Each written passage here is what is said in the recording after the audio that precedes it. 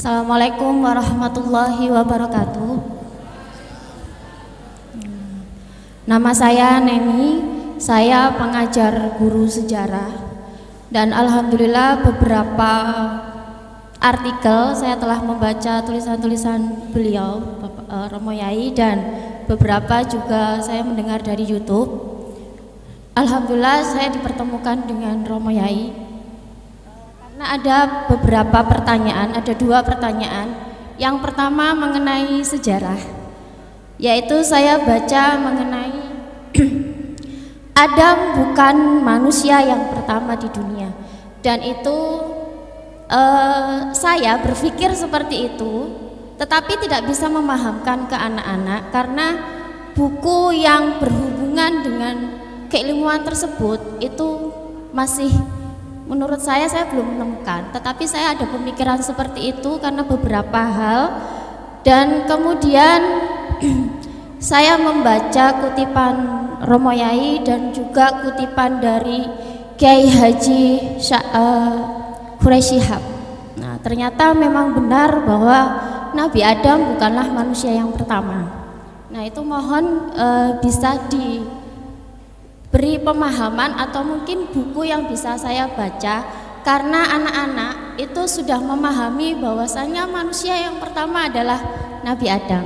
Itu pertanyaan yang pertama. Pertanyaan yang kedua, bagaimana cara kami sebagai pendidik yang baik untuk memberikan pemahaman kepada santri secara akhlak kadang kurang baik, dan ketika kita memperingatkan kepada santri misalkan dengan cara tindakan keras, ucapan ataupun pukulan ataupun tangan, itu akan melukai si anak. Tetapi ketika kita melakukannya dengan cara yang lemah lembut, kadang si anak melonjak. Nah, ini yang menurut Romo Yai bagaimana? Kemudian kalau secara akademisi kurang baik juga bagaimana? Jadi dua itu Romo Yai, saya ucapkan terima kasih. Wassalamualaikum warahmatullahi wabarakatuh. Waalaikumsalam warahmatullahi wabarakatuh. Begini,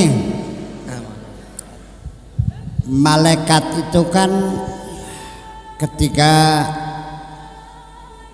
mendengar Allah bikin Adam nggak ada masalah.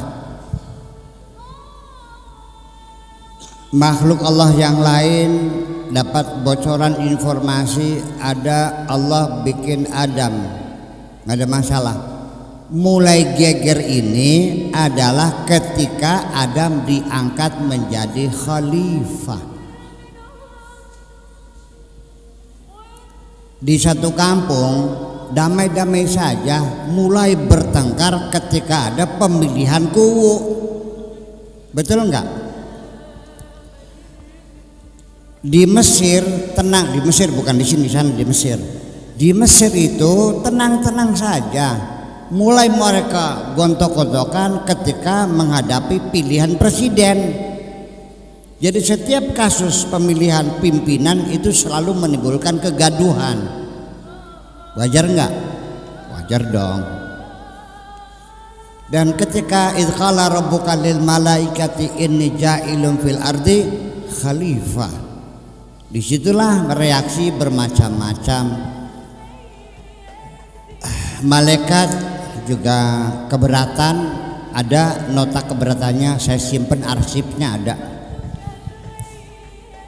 ada arsipnya, keberatan. Kalau mau tahu boleh ada dulu.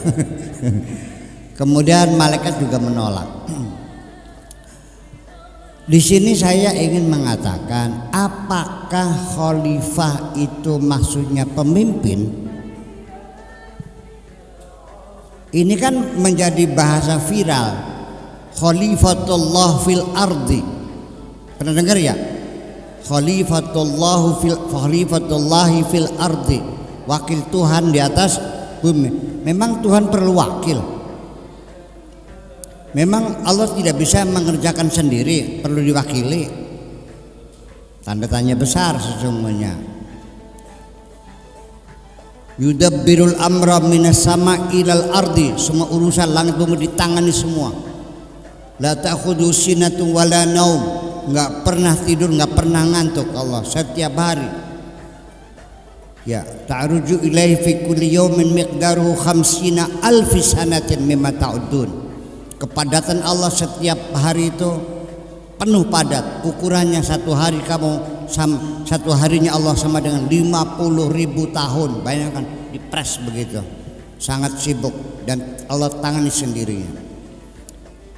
Jadi disitulah muncul pengertian khalifah itu. Dari situ muncul pengertian khalifah itu bukan wakil. Khalafa yakhlufu, itu artinya menggantikan. Nabi meninggal, muncullah Abu Bakar, namanya khalifatu yang menggantikan, bukan mewakili, menggantikan.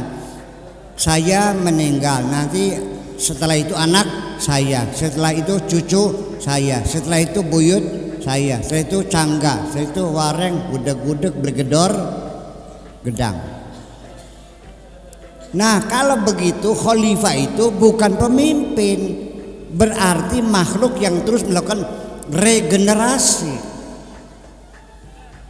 Udah, ini kita pendekatan linguistik dulu.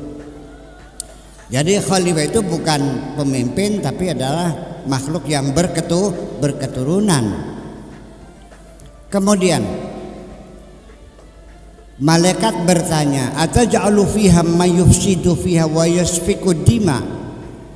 Apakah engkau akan bikin orang yang nantinya akan membuat kerusakan di bumi ini, yang perang saudara banjir darah? Kalau begitu pernah terjadi dong, betul nggak?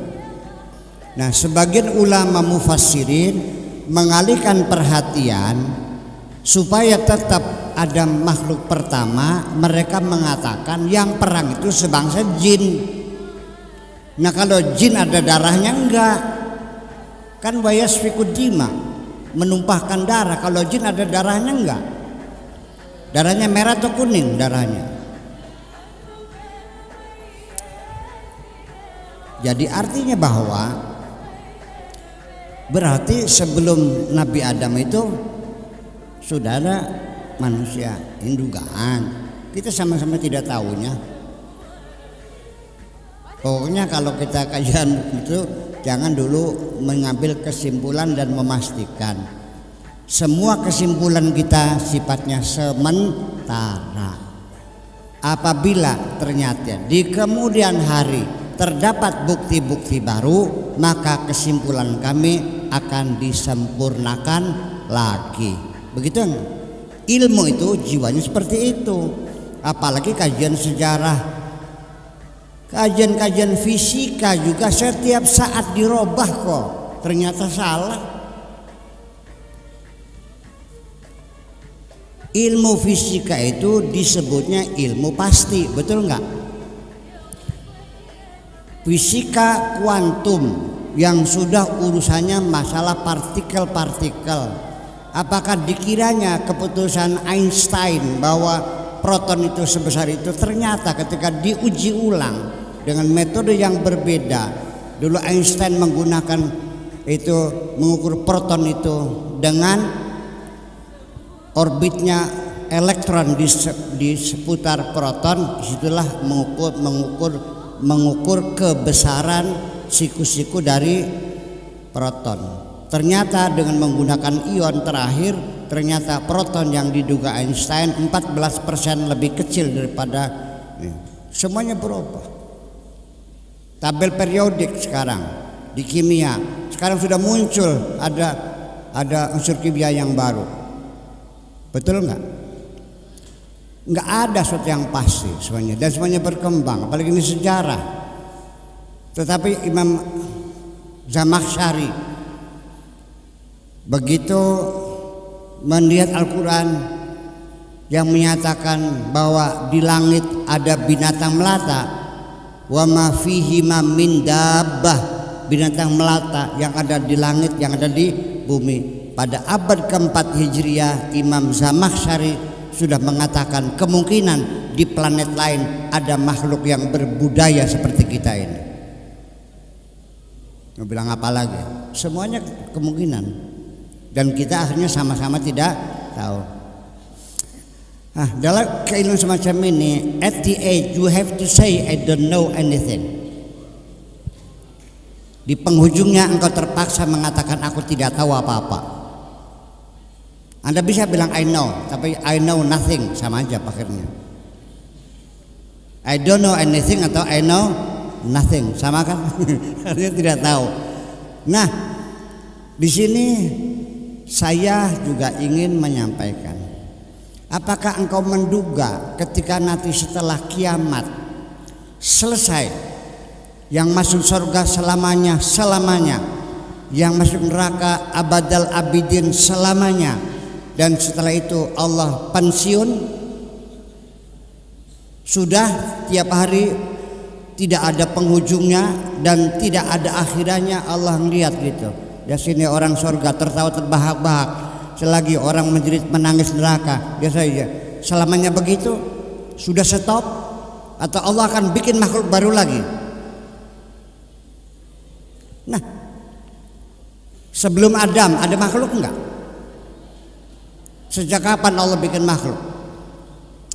Ini sampai menimbulkan pertengkaran antara Imam Ghazali sama Ibnu Rusdi. Ini tidak akan pernah selesai. Tetapi satu, Allah itu punya sifat Al-Khallaq, yang selalu mencipta. Sampai kapan? Tidak pernah berakhiran. Allah selamanya Khallaq. Kalau Khaliqun yang mencipta, tapi Al-Khallaq yang selalu mencipta. Setelah dunia, kalau kita begini, yang kita tempati ini, tata surya kita ini bintangnya apa namanya? Matahari. Matahari itu adalah bintang kita. Oke. Di mana letaknya? Di galaksi. Salah satu galaksi dari sekian miliar galaksi yang tak terhingga. Galaksi kita namanya galaksi The Milky Way, atau bahasa Indonesianya bilangnya galaksi Bima Sakti. Bintang kita ini yang matahari ini letaknya di tengah, tidak di tengah sekali, tidak di barisan luar sekali. Ya, jadi tidak di black hole dan juga tidak di lingkaran luar, di tengah-tengah. Matahari kita ini, matahari ini bintang yang sedang. Paling besar tidak, paling kecil juga tidak, paling terang juga tidak, paling redup juga tidak, sedang saja. Lalu setiap bintang itu ada namanya planet-planet yang berputar mengorbit sekitarnya. Nah, kita ini namanya tata surya. Bintang itu juga ada kematiannya. Ada namanya kematian. Ada seperti manusia, apa saja semua ada batasnya. Kullu nafsin dha'iqatil maut, semuanya akan habis, semuanya akan mati. Bintang juga akan mati. Matinya bintang itu adalah akibat permukaan yang mendingin, bagian dalam yang terus bergejolak panas. Akhirnya kematian bintang ditandai dengan ledakan. Bintang itu matinya dengan meledak. Kalau manusia dengan nazah. Betul nggak? Manusia mati kalau otak jantungnya berhenti. Bintang itu dengan meledak. Nah, ketika bintang meledak, itulah yang disebut dengan supernova. Supernova terakhir yang terjadi itu 25 tahun yang lalu, baru nyampe tahun kemarin gelombangnya ini. Karena dengan kecepatan saya yang nggak tahu seberang sananya galaksi kita. Nah, ketika bintang meledak, itu akan melahirkan planet-planet baru lagi. Paham nggak? Iya, jadi kita ini sangat sekali. Jadi namanya kajian sejarah, kalau kajian sejarah kuno, antropologi, teori evolusi, kalau saya tidak meyakini teori evolusi itu, ya. Karena di dalam sejarah penciptaan makhluk ini makhluk hidup di bumi ini baru ada 4 miliar tahun yang lalu. Sedangkan The Big Bang yang dinyatakan oleh George Lemaitre itu adalah terjadi 14 miliar tahun yang lalu. Bumi baru layak ditempati makhluk hidup itu 4 miliar. Jadi selama 10 miliar masih panas, masih menyala. Nah, makhluk alam pertama yang itu al-hayawan al-ma'iyah, binatang-binatang yang satu sel, ya, plankton seperti itu di dalam air, namanya al-ma'iyah. Nah, terjadi proses perpindahan dari air ke darat, tetapi masih bisa di darat, bisa di laut, namanya al-barma'iyah. Al-barma'iyah ini adalah binatang yang hidup transisi antara darat dengan air. Sampai sekarang masih ada tersisa seperti ular, seperti yuyu, ya bukan kepiting, yuyu namanya di darat yang di sawah tuh. Terus katak dan sebagainya. Nah itu di dalam Islam diharamkan. Setelah mentas semua baru namanya al-hayawan al-barriyah. Nah, sekarang ini binatang darat yang sudah sempurna adalah onta. Itu independen betul-betul. Buktinya apa? Onta berjalan. Saya punya teman naik haji dari Chad, naik onta, naik haji pakai onta selama 2 bulan sampai ke Mekah. Itu onta ini setengah bulan dari Chad sampai ke Libya saja itu nggak minum. Onta bisa berjalan 15 hari tanpa minum. Sudah sempurna binatang daratnya. Itu onta salah satunya. Nah, manusia dari mana? Dari kajian deoksiribonukleik asid bahwa manusia punya DNA yang tidak sama dengan binatang yang lain.